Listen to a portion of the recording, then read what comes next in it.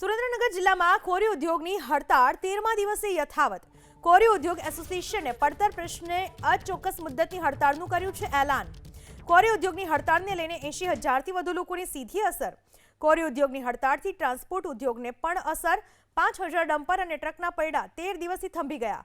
પડતર પ્રશ્નો ઉકેલવાની માંગ સાથે કોરી ઉદ્યોગકારોની મામલતદારને રજૂઆત। ટ્રક ચાલકોએ રેલી યોજી મામલતદારને પાઠવ્યું આવેદનપત્ર।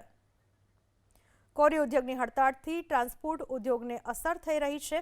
આવેદનપત્ર પાઠવવામાં આવ્યું છે। આ બાબતને લઈને કોરી ઉદ્યોગ એસોસિએશને પડતર પ્રશ્નોને અંગે અચોક્કસ મુદ્દતની હડતાળનું એલાન કર્યું છે। કોરી ઉદ્યોગની હડતાળથી ટ્રાન્સપોર્ટ ઉદ્યોગને પણ અસર થઈ છે। કોરી ઉદ્યોગ એસોસિએશને પડતર પ્રશ્ને અચોક્કસ મુદ્દતની હડતાળનું કર્યું છે એલાન। કોરી ઉદ્યોગની હડતાળને લઈને 80,000થી વધુ લોકોને સીધી અસર।